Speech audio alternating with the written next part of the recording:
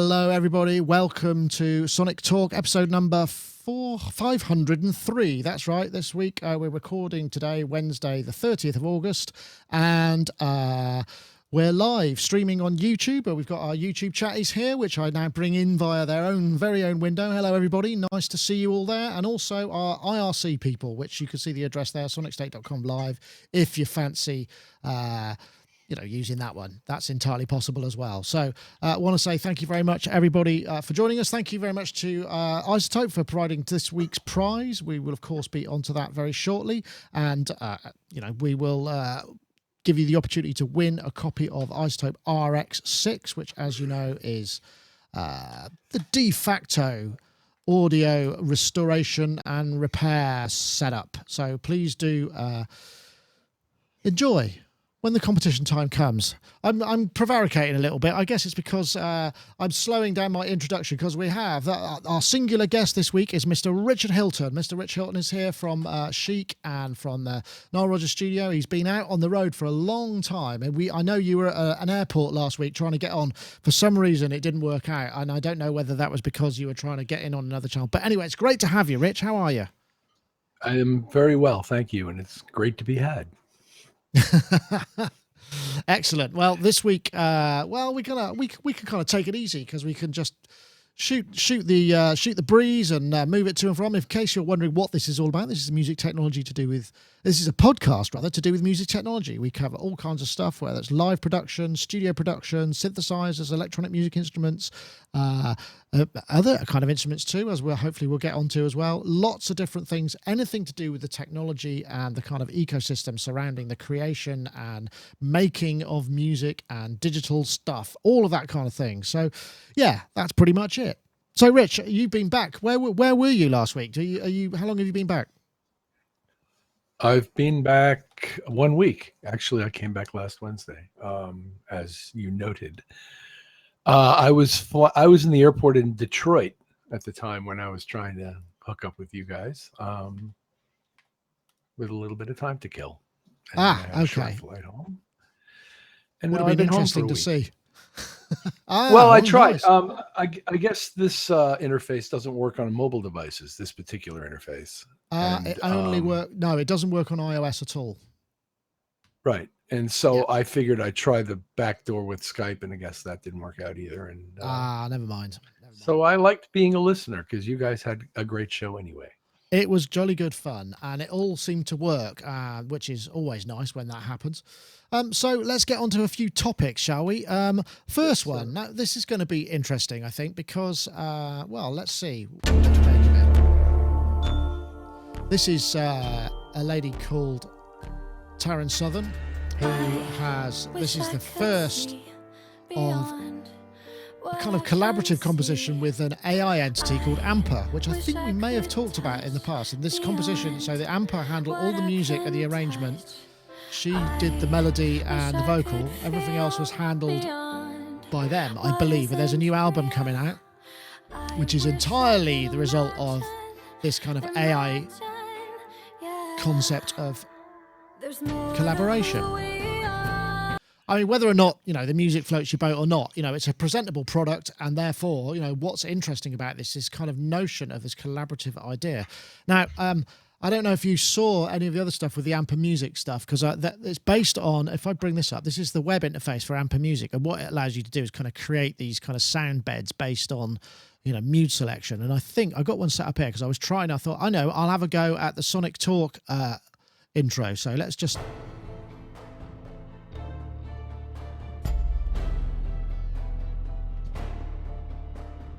I've had a couple of hits. Hey! So, very basic, and I haven't maybe necessarily found the ideal thing. I know, Rich, what do you think about this? I mean, there are two aspects, aren't there? There's the one sort of like replacing the human input, but the other one is sort of the notion of being able to collaborate without maybe having anyone to collaborate with, which I think could be positive, right? I think there's a name for that. But anyway, without going there, You got farther in that software than I did. I found that software unbelievably confounding to use after I went through that whole rigmarole of creating a false persona so that I could log in just to try it out. They're not clear about the extent to which AI is interacting on the creation of that piece of music in the video that we've looked at. No. And the piece of music in that video was actually surprisingly good. And almost, I will say this, it was utterly devoid of mistakes. Now, if that feeds into the AI nature rather of the creation process, that would be interesting to me, but it's not real clear.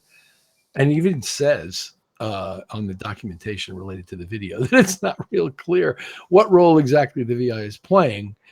And like I said, I couldn't get this I spent, I don't know, some short amount of time on this software and found it, I would say, somewhere between confounding and almost maddening to use. So I couldn't understand why or how. Maybe I need maybe I didn't see the right 5-minute tutorial, but it just didn't seem to float my boat creatively. The whole way you had to move things around and grab things, it just didn't feel smooth. Yeah, it's definitely, I mean, that's the thing. It's about the interactive. Now, I can give you a little bit of a guide. So this is the thing that I did with the Sonic Talk right, I see that. Video, right? So I've got 2 hit points just to hit the video. And what you do is, if I edit that, I'm just going to kind of change the mood and style. So we're currently at dark dramatic cinema. We could perhaps go with epic percussion. I'll save that. And now I'm going to, I think I just have to render it, don't I? So, because this, you have to render everything just to hear it. Well, that's makes just sense. Just preview it. Okay, here we go. Here it comes. So this is the render process. I mean, this is only a few minutes, a few seconds long. It's a 16-second piece, and we don't know what. There we go. It's there. So let's see what they did, what it came up with now. Let me see. Let's have a look. What's this one?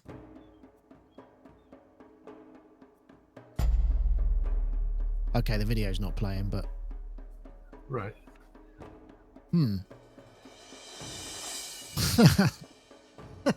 Yeah, but quite, you know, a lot of trial and error. But it felt like hand me a shovel. I mean, every single thing I wanted to do, I felt like I had to dig another shovel full of dirt, and it was like, good God, really? This feels like a creative project. You've got umpteen DAWs. The elementary versions are generally free or less than $100 that can do this substantially. Now, I don't quite. Also, it's the interfacing. Just to do what you just did and change that bed, you had to go into a menu and click on a thing and do this, and it's just, there's no like coherent browser window like everybody else has.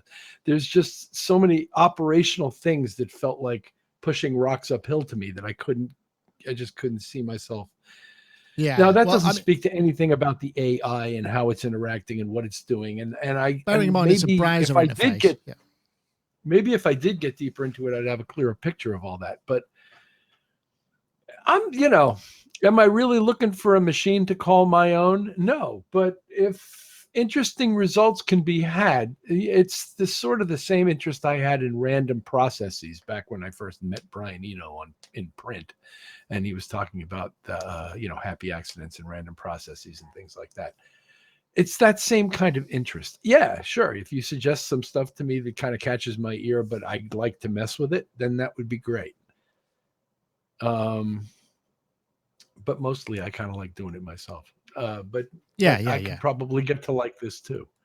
I think the thing is that this interface is really designed for, I need just a sort of generic, I need 3 minutes of some kind of music bed. I mean, we are asking it effectively to kind of create a sting, which is perhaps not what it's designed for. This is only 16 or 17 seconds long, and it's to sync to a video. If it was just a general mood, and that's the nature of, so if you look at the kind of the moods, then that's the sort of the mood and style. That's where you're kind of working towards. So it definitely has a different, thing. If I wanted a dramatic tension bed and just needed something that filled that vibe, it may well develop more than it's had the opportunity to do in this kind of 16-second spot. But I just thought what was interesting is I can actually, you know, I could bring in a video and sort of have something work towards it, maybe have some hit points and what have you. The classic koto drum when when the scene cuts or whatever. I wonder what this one sounds like. Just curious.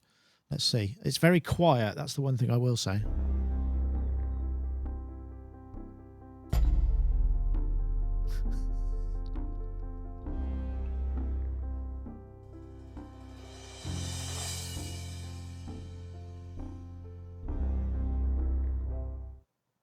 But it did sort of come up with an ending. I could do such that's a narration.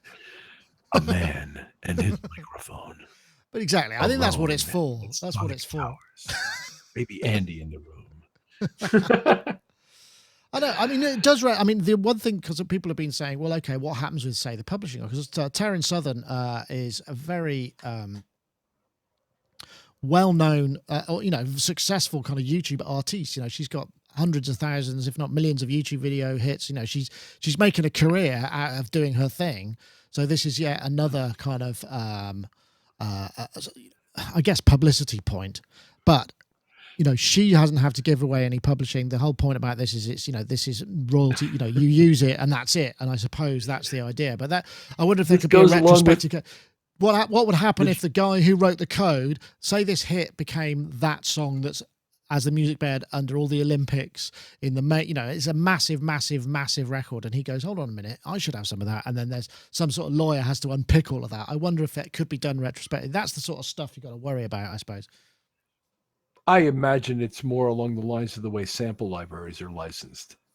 So if you use a sound that's distinctly from Omnisphere, chances are Eric Persing isn't going to be on my doorstep tomorrow morning. Yeah. Because that's what you're paying for, I guess, isn't it? Right. On in all of that stuff that I basically signed over to him and never read, I'm sure it says something about how you have the right to use it fairly in some production that you're doing without necessarily even crediting them for it.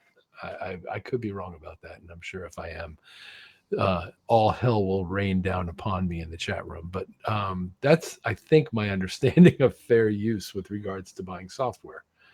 And this is buying software. Yeah, I guess sure, it is.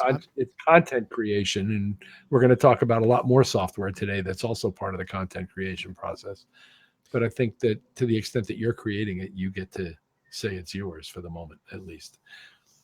I guess it's an interesting thing. As I said before, I mean, I don't want to go on about it too much. The idea of having something reacting to your input, because it says that that's what's happening to a degree, but that interface isn't providing that. So maybe she got access to something else that was a bit more kind of inspirational. Who knows? Right. What about this then? Is this the right video? Yeah, I think it might be. This looks pretty cool. This is a new no kidding, huh? Max4Live instrument called Iota. This is from Watch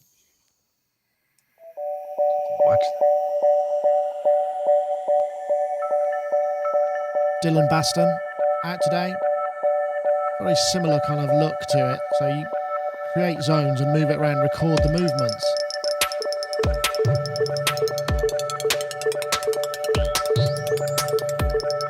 I imagine if you put a timed piece of audio in there that's the same tempo as your song and then create quantized loops in there, you can create all sorts of cool stuff.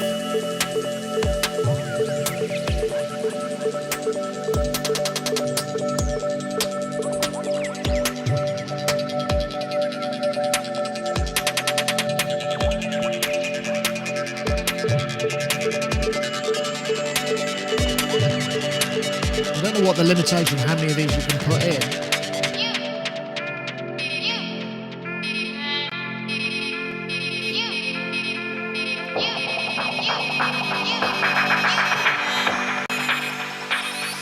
I won't play the whole thing, but that looked like you could create little regions and then trigger them with MIDI. I mean, this is actually, it's a really cool interface. And what's more cool about it is it's done in Max4Live, which is even more impressive, really. I know, I get the feeling, Rich, you thought, that's pretty cool, right? I was looking for my wallet. €29. It's not going to cost you I know a lot. how much it costs. It doesn't cost much, and it's unbelievable what it does. It's just so cool. It's enough to make me dig out Ableton and start using it again. just because I, kind of got into using other things for a while here, and I kind of like moving around through different environments. And this is something that would make me fire it up. That and your synth would make me fire it up and get interested. Yeah, I think what's really cool about it, because things do come along once in a while that just have a really obvious and beautifully clear interface, and that's just one of those things. That's obviously, the guy's quite interesting. Dylan Baston is he works with performance artists and installation, so he's obviously very creative. So it's got a kind of the RX or Iris vibe to it, but it's a different. It's a slightly different thing, but yeah, it does look pretty cool. It looks amazing to me. I will buy it. I didn't buy it, but I will buy it. Okay, fair enough. Just should also say you have to have Ableton Live and you have to have Max4Live, because it runs as a Max4Live device. So that is just the way it goes. But I mean, what I find really encouraging is that, like I say, every once in a while something comes along that is kind of quite groundbreaking, and it seems like an obvious way. So this is something that certainly me as a commentator always looking for. Something you just go, yeah, that makes sense, and that's really cool, and it may just move the entire sort of consciousness of GUI design on a couple of steps, and maybe people will adopt that kind of idea as well. I guess that's the same thing that what happened with the Isotope, because it's the sort of thought of drawing on spectrograms and selecting individual regions and all that. I was just thinking it reminds me of Iris in some level. Yeah. And not a lot, but it makes me want to use them together. For example, Iris is probably the next thing I'm reaching for when I'm using this thing, because I want to see how I can layer this kind of texturally evolving thing to make a really cool bed. Because not unlike the previous device, it is sort of about textural bedding. This sort of thing, although it could get into something much more interesting rhythmically too. But I'm interested in it. I really am interested in this thing. Well, you want to head. It's featured on the Isotope store. There's also, if you go to dylanbaston.com, there's all his various other projects as well, and you can see what. You mean Ableton store, I would think, not. Yeah. Isotope did I store. say sorry? The Ableton store, and then so it's featured on the front page of Ableton at the moment. But these are all the other projects that he's done, which is some interesting collaborations with visual artists and touch sensitive paint and kind of really quite weird looking stuff. Anyway. So, cool. Let's see. It's probably, I wonder if we get another one in before we go anywhere else. Maybe what I'll do, actually, let's have a little word from our sponsors at this point. This is RX6. This is something that we're giving away, or Isotope are giving away. This RX6 is kind of de facto audio restoration and fixing software. I mean, you can't really say there's anything else out there that does all of this. It's got some really, specifically for music production, some really useful things like getting rid of ground hum and amp noise, denoise, declipping, very, very useful. There's also functions which allow you to remove breath and mouth noises, particularly for very clean vocals, which is something that is very prevalent in today's production, so very useful that way. Also, a spectral de-esser. De-essing, as you know, is not the most easy thing to set up, and this is a slightly different way of looking at it. Spectral denoise, deconstruct, declick. There's also batch editing, so you can edit a number of tracks from, say, multi-track if you want to remove a noise in the room or whatever. RX6, it's the industry standard for audio repair. If you want to check it out, go over to isotope.com/RX6 and you'll be able to download a 10-day free demo. We also had a competition from last week, episode 502. We have a winner called Michael Raymond, whose Twitter handle is @MilkyRay with 2 Y's on the end. And he said, need to win that. Fix the Mix RX6, and you have. So if you get in touch, Isotope will be giving that to you via email. You'll get it dunked into your account and you'll have a full version of it. And we're also looking for another entry for competition for next week's show. So if you, basically what you need to do is tweet the hashtag repair and restore. That's all one word. So repair and restore and the hashtag RX6 to @Sonicstate and @Isotope Inc.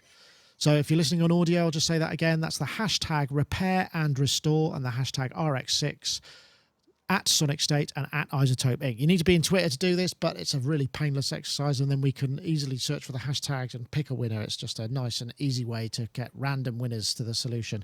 Once again, we thank I just hope for continued support of the show by providing the prize for this week. Thank you very much.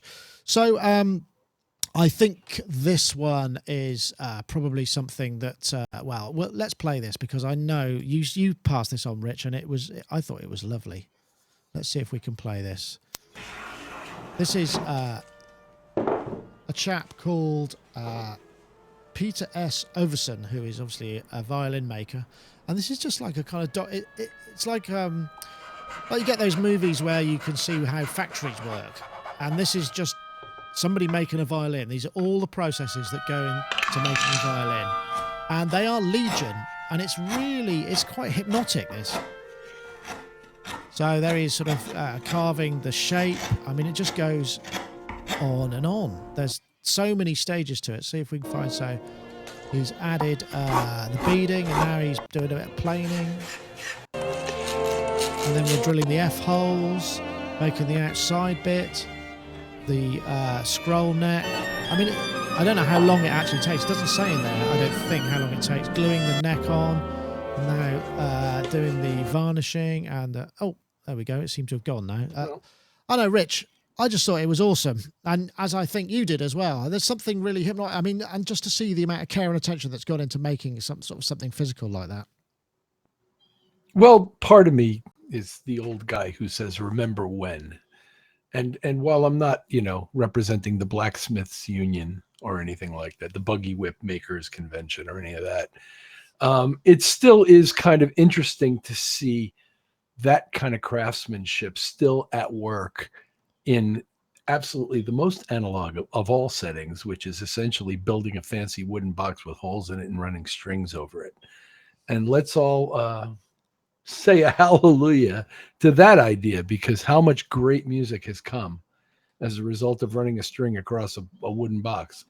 And when you see what goes into making that wooden box and how he's got all these jigs that describe the exact shape of all that stuff he's doing by hand has to end up being an exact shape matching this jig that he's got that defines the shape of the instrument. And those kinds of measurements and experiments that went into determining those things have existed across centuries. And it's a fascinating thing. And I think for a long time, craftsmanship was kind of like passé in our culture. And now I think maybe we were talking about this the other day, that the best examples I can think of this kind of craftsmanship brought into the next generation is that however many hundreds of guys there are out there right now in their garages building Eurorack modules that never existed before to do things that we didn't even think about doing in the 60s when modular synthesizers first existed. And guys who are sitting at home creating software that take things that used to be impossible to do and make them not just possible, but rather relatively easy to do. And that includes some of the kind of stuff we just take for granted and talked about, in these last few software things, even the one where I couldn't get their interface to work like sufficiently well to me. I mean, that stuff didn't exist on any level before. And there is craftsmanship, and maybe it doesn't involve horseshoes, buggy whips, or woodworking quite as much as it used to, although it's still very romantic when it does. It's still an amazing thing. Yeah. I agree. I mean, I wonder, looking at that, obviously, those kind of instruments made to that degree of level and skill are going to be expensive. I don't know how long that process takes, whether it's like a week or 2 days or 3 weeks. I've no idea what that time frame was. It didn't say, how long that was filmed over. But just the cost of paying for that level of craftsmanship is kind of prohibitive to a lot of people. So, I'm guessing he's a master maker rather than somebody who works in a factory that kind of stamps them out a bit more. I don't know. Well, the process that he was going through takes, I would think weeks to achieve something like that, because there are stages along the way where you're forming wood into a certain shape that need time for the wood to assume that shape, matching the curvature of the walls of the violin to the base plate that you've made and carved out and sanded down until it matched that jig exactly. There's just so much that goes into it. It's unbelievable. And there's, 10,000 ways to do it wrong and like maybe less than 3 to do it right. And I do know some people who make violins. neither of whom I'm in regular contact with, but I admire their work from a distance. And one of them makes really, really revolutionary instruments, not just violins, but mandocellos. He works at Ithaca String Works in Ithaca, New York, and his name's Eric, and he makes these incredible instruments, and he plays them very, very well too. I wonder, do you think that this fascinates me? Do you think there's an equivalent here? Because I mean, obviously, it takes a lot of skill and craft to create brilliant software or brilliant instruments. I don't know how many hundreds or thousands of hours, for instance, Dylan had to make his thing. I suppose the thing is once it's made, then it's kind of one to many. It's like a template, and then it can be redistributed. So the value of that craft seems to become just has less. It just seems perceived as less, whereas it's still eminently skillful, but in a very different way. I agree. And it's being applied differently, and in many cases, in our experience, to more esoteric and electronic applications. But there are still craft fairs where you go where people are doing stuff with their hands. And there are still guitar makers, and I met a few of them during this past tour, who are making by hand new vintage guitars that look like vintage guitars, but play like the vintage guitars. But instead of costing $85,000, they cost less than $4,000. And for people who want that kind of quality with those parts that have actually been, they're using magnets from the 1960s and winding the coils themselves, using specific kinds of wire that go back to the designs of these old guitars. And these guys are, I'm serious. And, I met a guy who's basically revolutionized the bolt-on neck on some level, and then there's amp makers. I have another friend who I met who's a guitar amp maker, and you look at the inside of this thing, and it looks like a work of art. And his amps sound incredible, and I'm torturing myself over the fact that I don't have half what he expects to get and deserves to get for what this thing costs. I suppose it does exist. But what's interesting about this is, say you're a professional user, you buy one of his amps or you buy one of this guy's violins and you're gigging and you're performing, you're going to have a second, a backup, something. What happens if, you leave it at home or it breaks or whatever the reason is, what happens then, or if, for instance, this handmade amp that costs, X $1,000, you kind of, and you're touring, you're kind of going to need a backup. Are you going to get two of them, or are you going to have something else that's sort of not quite so expensive or whatever? And then if that's the case, do the people that you're performing for kind of get somehow less of what they should be getting when you're playing? I mean, these are questions that that I suppose you might not think about, but it gives us the notion of the value of this time and the value of that stuff, and how maybe it depends on your edged out. To your question about whether or not you bring it on the road, that's a whole separate issue. And typically somebody who can afford something like this can afford two of them. And what you typically do is buy two of them. But you don't necessarily buy two of the guitar. You do buy two of the amp. For example, you want an amp and a backup typically, if depending on the budget of your tour and what you're carrying the gear. I mean, if you're renting U-Hauls, excuse me, to take your drum kit, your keyboard rig, and your small PA to the venue, chances are you don't have two of everything. It's not like Noah's Ark in there. Yeah. But if you're on a major tour, it is like Noah's Ark in there, because you're going to have two. You're going to have backups for everything, because stuff happens. Yeah, I guess that's very true. Very, very true. But it's an interesting, I just thought it was a lovely piece. There's no other reason for it other than that. Yeah, while I was on that subject, I don't know if did you see this thing as well? This is, well, actually, before we go there, I'm going to spring this on you because I told you about this. I wanted to tell you about, hey, we got T-shirts. Hey, look, we've finally got our merch together. So we've basically got the first design that we put out was it's called Keys and Wires, and it's by a guy called Jason Mastrandrea, who very kindly did this for us. He's from Canada. You can get them in various different colors. Let's have a look. Blue and black, and then we got a few hoodies as well. In different colors. Sold a few of those actually, and some mugs for those of you who are fans of beverages. We've got the logo on mugs as well. You want to head over, if you just go over to Sonicstate, actually probably the best thing, because there's links to it all over the place. There should be ads on the site.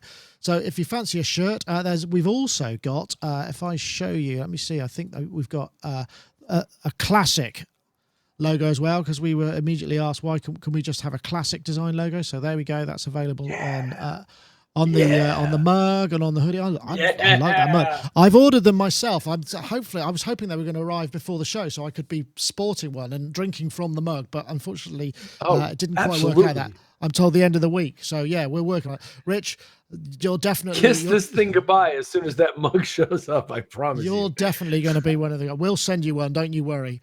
What would you? No. I'm like the Buddhist at the hot dog vendor. Make me one with everything. Ah. You ever heard that joke? What does the Buddhist ask the hot dog vendor? Make me one with everything. I want one of everything. I'll buy it. I'm very a greedy kind black of you. duck. I'm a greedy black duck. I want one of everything. So yes, finally we got some merch together, and if you're looking for a way to kind of fly the flag or help support the site, then yeah, just go for it. It's kind of fun, you know, and we're very pleased. I want to say thank you to Jason for helping us out there. But check this out, Rich. This is awesome. So this is I just found this. In fact, I think Azzy had in the chat room posted this. This is a guy called John Heath, who just made the theme from Inception. I actually watched some of this before the show when you were running it, and it blew me away, almost to the point where I thought, is that real?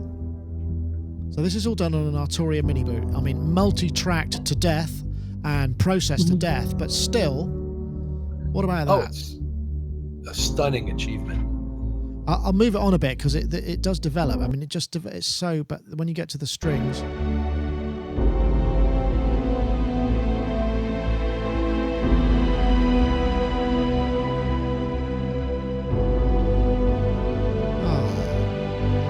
I mean, just the kind of the mixing and the inclusion of dynamics in there. There's obviously the guitar part, which has got obviously using an onboard distortion in the DAW. And it goes right up to the kind of... Oh no, it's obviously...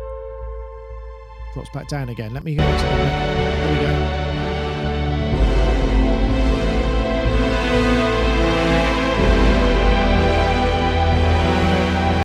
I don't know, if anything was an advert for a synthesizer, there it is right there. I don't know how many views this thing's had. Probably not enough. Only 2,500. Hopefully we can increase that a bit. Oh, Rich, I mean, forget what he used just for now, but what a beautiful interpretation. I mean, that was it sounded like the real thing. So I know I'm not totally familiar with the real thing, but it sounded like it had all of that kind of emotion and moves. But beautiful, right? Absolutely. A fantastic achievement. Great job. And a testament to how great the synthesizers are. And I'm looking over fondly at my MicroBrute as I say that. Really great instruments. I was watching Dodie recently fawning over the Matrix Brute. And essentially they're not dissimilar in terms of the circuit design of the oscillators and the filter, and this particular filter. I know the Matrix Brute has other filters as well, and other probably oscillator features as well, but these are amazing signal paths they've made up with these wave shaping and the overdriving of the signal at various points, and the ability. It's a nice, very nice filter. It's funny how Niles Steiner kind of couldn't get arrested back in the day when he was making these things. I actually met the man and watched him work on his own gear, and it was an incredible experience to see. But his gear didn't sell popularly against Moog, Arp, Roland. You know, it wasn't mass market appeal stuff. It was kind of small potatoes at the time. And it's amazing now that some of the best things about his designs, particularly this filter, have caught on so nicely in the Arturia gear, and they work great. They sound really good, and they're fun to use. It's interesting. I really love these instruments. It's what's interesting to me is, he gave himself a technical challenge of apparently it took him 6 months to make, which I can totally believe. I mean, obviously that's probably not every day, but over a period of time, and to limit it to a single instrument, and particularly, I mean, the Steiner Parker filter does have a very specific sound, but obviously he's found all these little spots that just kind of allow it to emulate. And it takes me back to you remember, when the Korg MS-20 used to come with a little patch book, and you'd open it up and it would say oboe, clarinet, string, cello, and you kind of patch it up to try and... I mean, that's essentially the kind of modern day equivalent of that, but with all those effects as well. And obviously great skill at mixing and sussing out an arrangement so that it has that stuff. I mean, but it's, like you say, it is a testament to, what instruments are capable of, because very often one is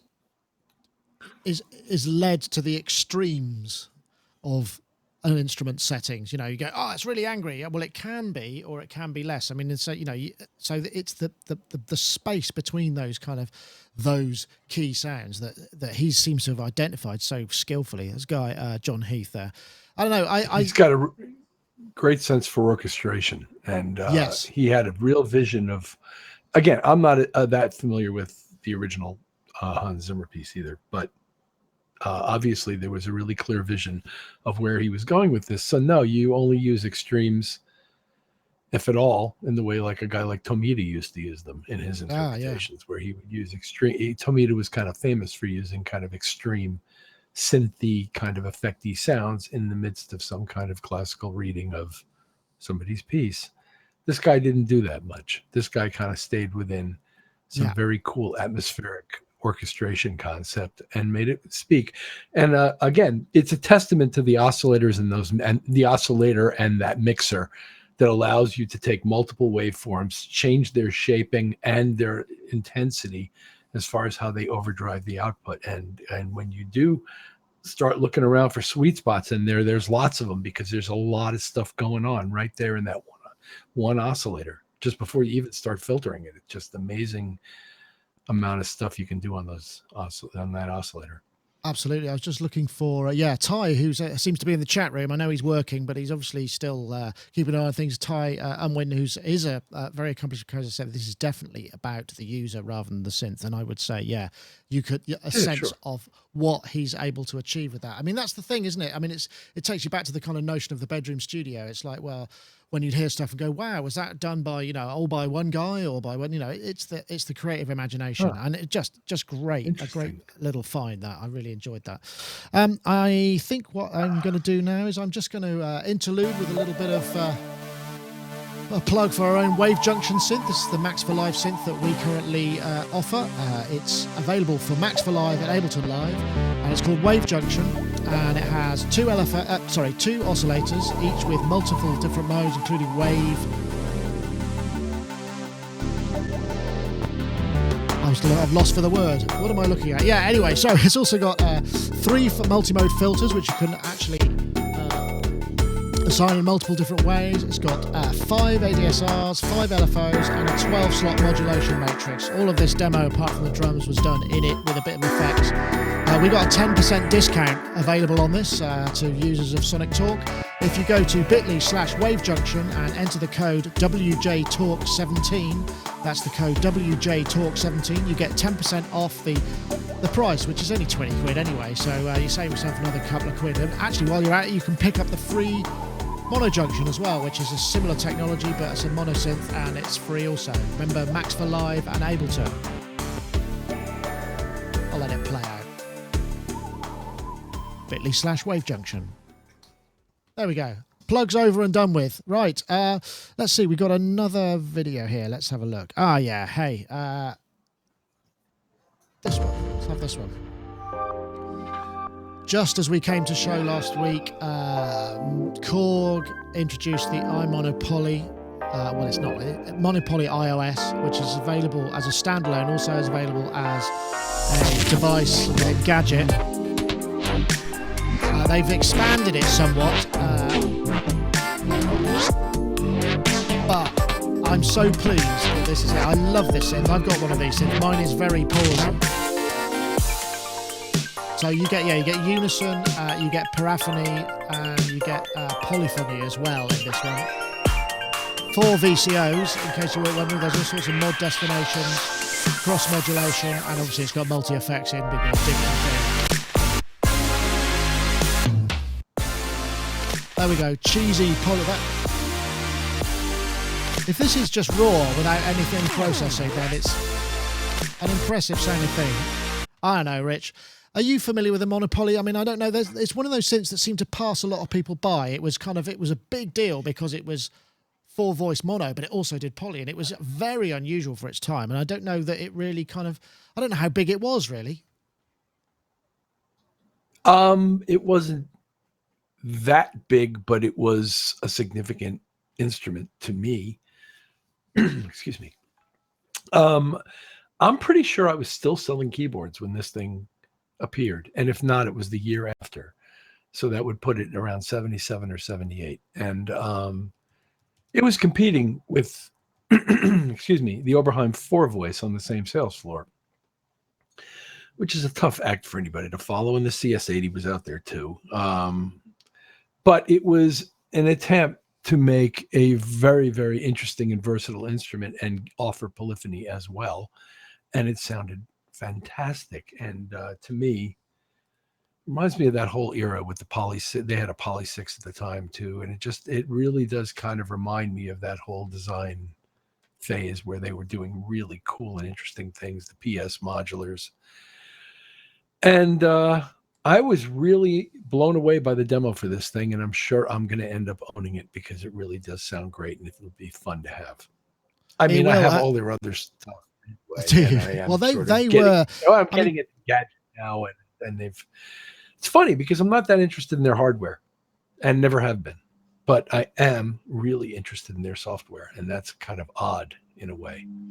It's interesting, isn't it? Because I recall they were amongst the first of the big manufacturers to kind of embrace the new handheld devices. In fact, they released something for the Nintendo DSi first. I think it was the iMS20, before I think it came out on iOS, before that was available. And they were amongst the first people to kind of develop for the app. So whoever they use, if they're not in-house, I think they probably are in-house, is really on their game. And that's the thing about the Korg stuff. They really do get it together. I think I've got it here. It's $20. You know, it's not a cheap synth, but I mean, it's dirt cheap when you consider what it'll do. And let's see, it only needs a 9.3 or later, which is impressive. So 5S, 6 Plus, 6S, 7. So it starts at 5S and up. iPad, let's see, iPad Mini 2, iPad Air 2, iPad Mini 3, iPad Mini 4, let's see, iPad Pro. Yeah, so pretty much, I mean, apart from the very early stuff, it'll run. And I think there's, you know, it feels like we're getting to the situation whereby, you know, some of these things are going to be really compelling to a lot of people. And we still haven't quite got if I buy that and this thing that I can just clip it in and play with, then I'd use it. Because it's all this sort of like clipping it into something and having a clip, you know, that makes it kind of seem to be used less in a kind of front and center. You're not seeing people playing them live, which you'd imagine people would start to do that with this kind of level of creativity and ability, you know, and stuff there. I wonder, you know, where that's going to, when's that's going to start? Because this is starting to get like, why not? This is, you know, where can I get that elsewhere? I guess Gadget for Mac, you run it under that, I suppose. Yeah, they say they're going to release compatible Gadget software for this. And it gave it a fancy name, like the Gadget stuff has. The thing I remember about this synth is because I could never, I probably told the story before, you know, when I was starting out remixing, you know, I'd be using 8-bit samples, an Atari ST, and all my cheap instruments. And whenever there was a synthesizer that was really great sounding, it never used to fit in. It was too big, like a Moog sound, just never fit because it just used up all the space because I was only operating in quite a narrow frequency bandwidth. And the Korg Monopoly for years was my bass synth of choice. You know, I was doing lots and lots of remixes. That was the sound. That was the synth that, and when I first earned a little bit of money, it was the synth I wanted. And I just absolutely love it. And I wish I could claim I knew it inside out. I don't, you know, it's actually quite complex and there's a lot of stuff that you could do with it. It's sort of, in a weird kind of way, there's a nod to it, you know, from the Timberwolf is not you know, I think that's only got, has it got 3 or 4 oscillators? I don't remember, but it's a similar concept in effect that you can have 3 separate oscillators. You can't run it multi-timbrally, obviously, but it's just a physically beautiful thing. Did you ever get to play one much, Rich? I recall a little bit on the sales floor. I played it. I never actually, you know, used it on a gig or, you know, owned one myself or was around it a lot, but it sounded great. I was really impressed with, like I said, all of what they were doing at that time. I didn't own any of it, but I played PS modulars, and I played Poly 6s, and I played this thing, and I played the other various instruments they were coming up with at that point. I think it was a strong period for them. Yeah, absolutely. And as we know, summer seems to be traditionally the time when you release software instruments. I wonder what it is about that rather than hardware. Like, is it because you don't have to go to the store? You could download it. It's an easy thing to go on the go. But yeah, it seems to be the time when this sort of stuff comes out, and all these bundles and packages and what have you. Seems to be summer. I don't know why. I don't have any insight into app release dates. No, like, for example, music release dates. There used to be a whole ethos to when you would hold the record off until whatever Christmas or what have you. But in various times of the year, you'd know that you stood a better chance against certain kind of markets than others, and people had that all analyzed. And it's probably true of the app business too. I'm just not privy to it. Yeah, I have no idea, but it seems to be the time when you do. I guess also sometimes sales, maybe in hardware or whatever, are tailing off because people are away and they don't necessarily go to the store. They're not going to be in to receive a delivery, whereas you could buy stuff like this just kind of like, oh yeah, click, I'll have it. It's easier to purchase, and so you keep your revenues up. I don't know.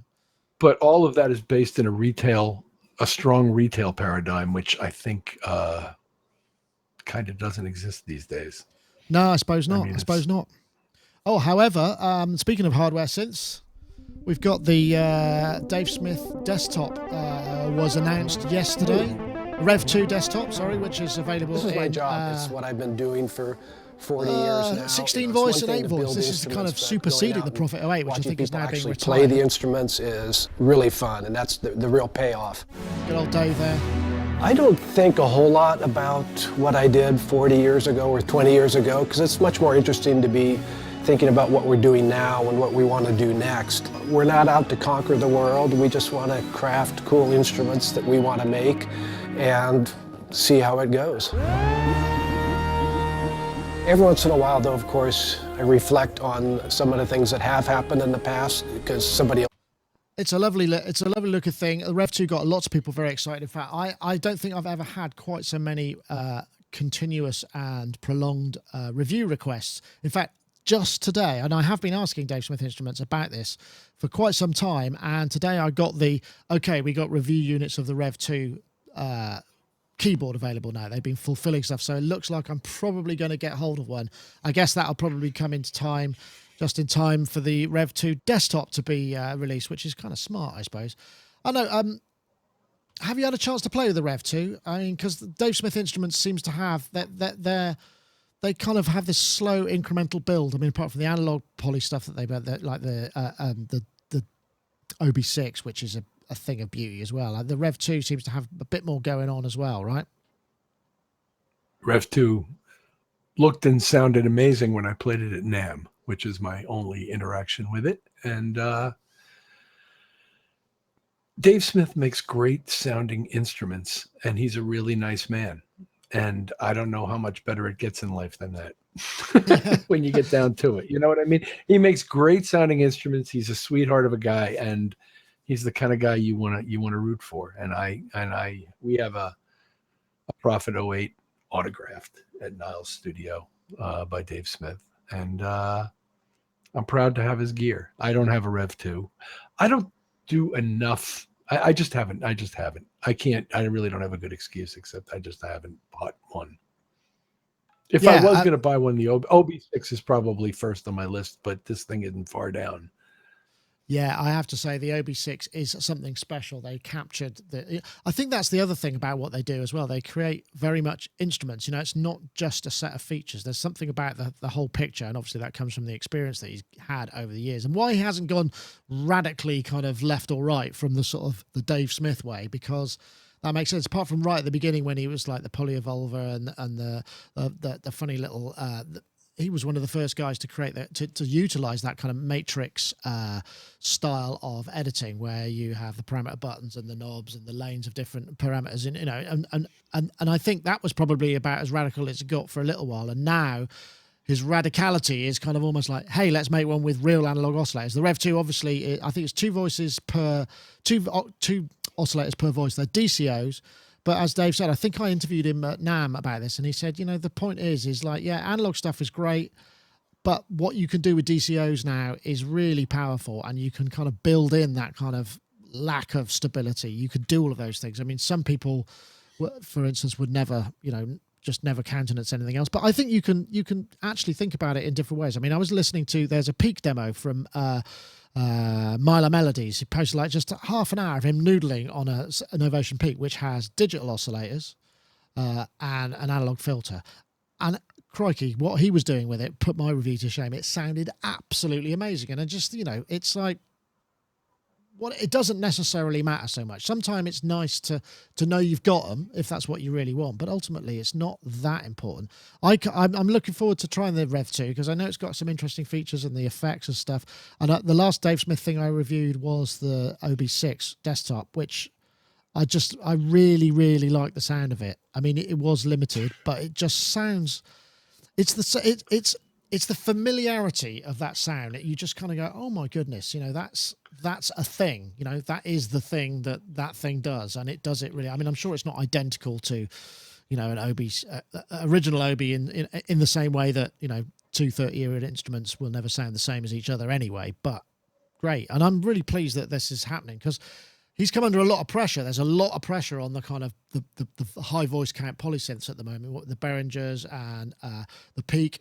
I think actually this is 8 voice goes for $12.99 US, and I think the 16 voice is going to be $17.99. So it's a couple $100 cheaper than the keyboard. And people kind of dig. I know Robbie, he's like, I want a desktop. I haven't got room for any more keyboards. Once you've got the keyboard, then you just plug it in how you want, right?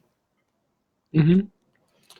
Well, also to get back to Dave Smith, he did go after form factor.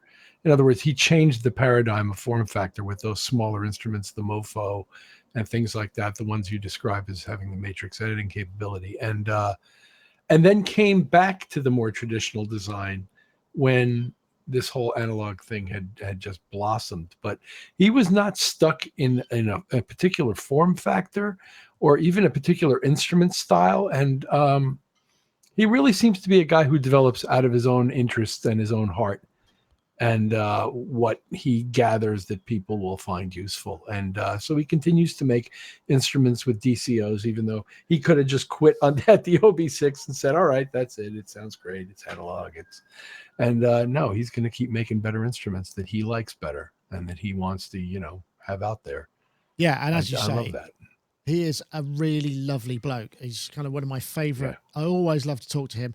Not only because I always get those little DSI, I've got nearly the set of the DSI tequila shot glasses, but the fact that there's some always, if you ask, there's always, or sometimes it's offered, there's a really nice quality bottle of Patron hanging around somewhere that you might get a little nip to keep you going. Unfortunately for me, the last couple of times that's happened has been on Sunday morning at NAMM when I'm usually really hungover because that's the night we party. So last time I did that, I said, yes, I'll try a bit. And it was like, oh my God, I cannot drink this. I'm going to have to leave the building if I do this. So I wasted my opportunity there. But yeah, the DSI desktop Rev2 available from October, they believe. I think we've got a little bit. Have you got time for this last video? This is the interesting Zvuk 9. This is a brand new controller. They're going to be going to Indiegogo quite soon, and they're pushing quite hard. I think they're showing some ads on, to raise awareness.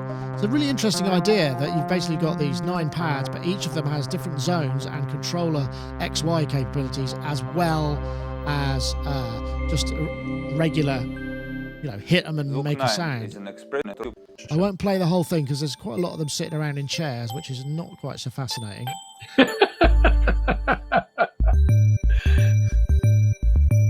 But it looks like there were some people playing it who got some really good stuff out of it, but it looks like it could be a really interesting piece. They were asking me to review it and send a prototype, review it before Kickstarter, before it's Indiegogo, but I felt a bit uncomfortable with that because that's a bit like either supporting the campaign or trashing it if there's something wrong.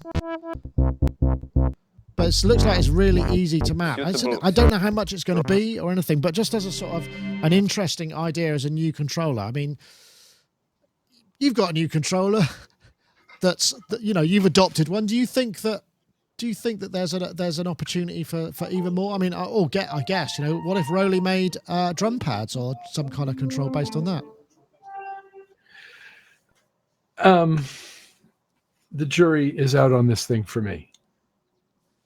I watched the whole video. I saw what they did with it, and I'm not blown away yet, but I haven't closed the door.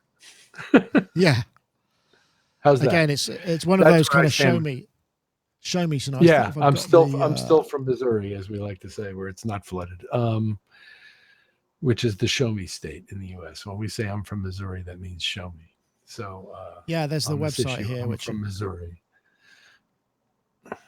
It does look like it could. I don't know.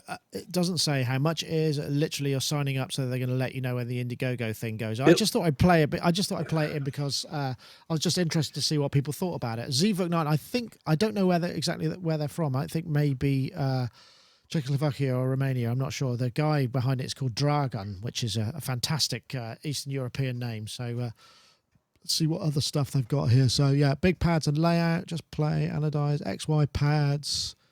MIDI assignable, velocity and aftertouch, global per pad settings, hardware controls, no menu. So yeah, this is what it's going to look like. Force and location sensitive pads, 7 scales, chords, aftertouch, MIDI over USB and through MIDI jack out. So yeah, Dragan Pozda, Ratko Nima and Igor Petrovich. So those are the guys. So yeah, guess we'll have to wait and see. But I always Sorry. Oops, wrong button. I never expected somebody along the lines of a Jeremy Ellis to be able to do on buttons what that guy can do on buttons. So I'm totally prepared to be blown away on this thing. I just don't have a vision of what that is. No, I think that's fair enough. Well, anyway, I wanted to get it in there, and there's not much more to say about it, apart from if you want to check it out, you go to Zvuk Machines. That's ZVUK machines.com. That'll take you there. You can find out, maybe sign up and see if you're interested. I'm looking at that. I'm guessing it's going to be in the 1,500 euros area, maybe more. That's what I'm guessing. But I don't know. That is a total guess. It may be cheaper, maybe more expensive. I hope it's affordable, because that's the key to a lot of these things. As we saw with the M Piano last week, it's just like such a crazy amount of money, like 8,000 euros for essentially a controller. You've got to really want something and really be prepared to put that kind of time in to learn something. So if the barrier to entry is a bit lower, then hopefully it will end up a little bit more, cool. As your head said, imagine what a Lady Aptitude said. Imagine what I could do on buttons, peyote buttons. Very good. She's very good for the puns. But that's there in the chat room, and also those of us they're in the what kind of Poyan Sonati. Here we go. There's a question we can answer. What kind of innies are you using? I know you were talking about this, but I'm just using a pair of cheap Skull Candy buds. I'm not really using anything fancy, whereas Rich has got proper ones, I think. I've got Shure 535s in right now. Those are my backups for live work. And my full-time ones on stage are Ultimate Ears Studio Reference version 2 these days. I was a big fan of version 1, and now I'm a big fan of version 2. And they're very nice people, and like I say, I think make some great products, and have been really, really great to work with. Excellent. And we were talking sort of in the show preamble about that kind of what's like when you're on stage with the in-ears. It takes a bit of getting used to, but changes your life in many ways. It's huge benefit to me in what I do and what my role is in the band, and what it's like trying to hear keyboards on a stage coming out of speakers, and how much room it would take up to get it to sound any good, because I really need to hear it in stereo, because keyboards sound crappy in mono. They just do, especially when you're playing synthetic strings. So I am hugely a fan, bigly a fan of my in-ears on stage. And yet I can introduce you to other members of the band that swear by not using them. I guess there's people have in between. How loud is there a kind of point at which, do they measure what you're getting? Because we're always told, putting headphones in and listening too loud is obviously very damaging to your ears. So there's, there are limiters and all sorts of volume kind of guards on those in-ear systems, right? There can be, but I don't want any. I don't want limiter on the belt pack. I don't want that. No. Huh. The signal is already somewhat compressed by the transmission, it seems, but whether that's theoretically supported or not, I don't want compression at the belt pack, and I monitor not quietly, but not nearly as loud as the stage volume. Right. Which and is that's enough, I suppose. I suppose that's the thing that in-ears have got to kind of, not only have they got to put the sound in your ear, they've also got to stop the other sound from coming in so that you can hear the sound in your ear without having to crank it too high. You can choose how much you want that to be the case, and for people who are afraid they're going to feel disconnected, they make them essentially with holes in them that allow you to hear the outside world as well. And then there are guys who stand up there with one ear in and one ear out, and I'll never understand that. But that's what a lot of guys do, particularly singers. And I think it's to do with the pitch. It's pitching, isn't it? Slouch. Pitching, because you hear something through bone and through. I don't definitely know. Can. I hear myself better. I hear myself better in the ears than I hear myself taking one out. That's for sure. But some people don't hear it that way, and that's fine. They have a right to hear what they want to hear. We just finished this tour with Earth, Wind, and Fire. They're all on in-ears, and there are no guitar amps on stage. So they have very, very tight control of what's taking place actually acoustically on the stage. Apart from the brass, which probably blare it out a bit. Because brass. Well, they're playing generally into clip-on lavalier style microphones anyway, so they can move around a lot. And all the guitars are wireless. All the amps are off stage facing in different directions. They are not towards the audience, and their whole world is run in wireless rig acoustics. You know what I mean? In ears and such. But some bands do that. We're got a hybrid. Question for you, actually. Bobja Buddha says, Rich, do you have your own volume? I have an overall volume control for my pack. Some people on stage these days you'll see with small 8 fader mixers, and they get a breakout of drums, bass, guitars, vocals, and themselves or whatever, and they can actually do their own mix. I don't do that, and I don't wish necessarily to do that, although I could certainly do it if I had to. So no, I get a stereo feed from our Genius monitor guy, and I can control the volume of what I'm listening to. Yeah, which should be enough anyway. Okay, I just wanted to mention one thing. NobCon number 6 is happening 8th, the 10th of September. We were hoping to have Suit and Tie Guy on today, but he just couldn't make it work in the time we had available. So if you're thinking of going to NobCon, head over to nobcon.com. It's in Chicago. Lots and lots and lots and lots of people there. Tom Oberheim, guest of honor, and we may get to on after the show and give us a bit of a debrief on it. So yeah. Nobcon.com if you want to head over to the big what is that? Is it Midwestern? I guess it's West. What would you how would you describe Chicago geographically? It's in the Midwest, northern part of the Midwest. It's along Lake Michigan, the lovely Lake Michigan, one of the great lovely lakes. Lake Michigan. So yeah, if you want to check it out, I think you can get tickets. Obviously, you can stay in the hotel or in the surrounds. I think it's all entirely possible. I think that probably brings us to a close. Before I go, I'm just going to have another very quick plug for our T-shirts and designs. Here we go. We've got a couple of them. We've got the Keys and Wires design. If you just go to Sonicstate.com, there's links from that there. You can buy and support the site in various different colours. We've got tees, we've got hoodies, we've got mugs. Particularly like the mugs, actually. I can't wait for mine to arrive. I'd be slurping on it now if it had got here already, but it just hasn't quite. Yeah, we've got the availability in the EU and the US. So when you go there, it'll ask you where you're from, which means if you're in the UK, you don't have to pay for US shipping, and if you're in the US, you don't have to pay for UK shipping. All those good things. That's one of the primary reasons. People are going, "Why do you use Teespring?" And it was like that was because of that primarily. And Cool. that was a great. I want to say thanks to Jack for helping us set all this stuff up, and also Jason Mastrandea for doing some designs. We have more designs coming. In fact, I just got sent a draft of a design by a chap called Ben Shannon. This is he said he wanted to design a T-shirt that he thought Gaz would wear. So this is maybe something that's coming. So as you can see, we've got the golden synth light coming down on Disciples of Synth there, which I think is quite good fun. So we may well make that into a shirt as well. So we'll be introducing more. That's it for this week. Also, actually, before we go, I should mention if you want to enter the competition for Isotope, you got to tweet the hashtag repair and restore and the hashtag RX6 to @Sonicstate and @Isotope Inc. That's for your chance to win Isotope RX6 there. The de facto audio repair and audio restore programs. That's the hashtag repair and restore and the hashtag RX6 to @Sonicstate and @Isotope Inc. So, Rich, thank you very much for joining us and being my foil. I know sometimes it's hard when there's only two of you, but it's never hard when it's you. So thank you very much for joining us. It's been a pleasure. So you're around for a while now, right? I'm around for the next 10 days.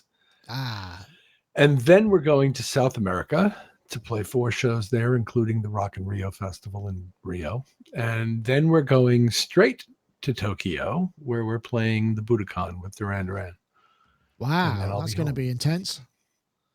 Yeah. Brilliant. That sounds like fun. Yeah. Yep. I'm looking forward Brilliant. to it. Well, thank you very much for joining us, Rich. I also say thank you very much to our chatties in the IRC chat room and also the chatties at YouTube. You can find us there whenever we go live. It should just kind of pop up. But if you're wondering where you can see the IRC, sonicstate.com/live, you get the embed of the live stream and an IRC chat. And if you go to YouTube, youtube.com/sonicstate/live gets you to whatever we're live streaming at the moment. That's it for this week. We want to say thank you very much. We'll see you next time. Take care, everybody.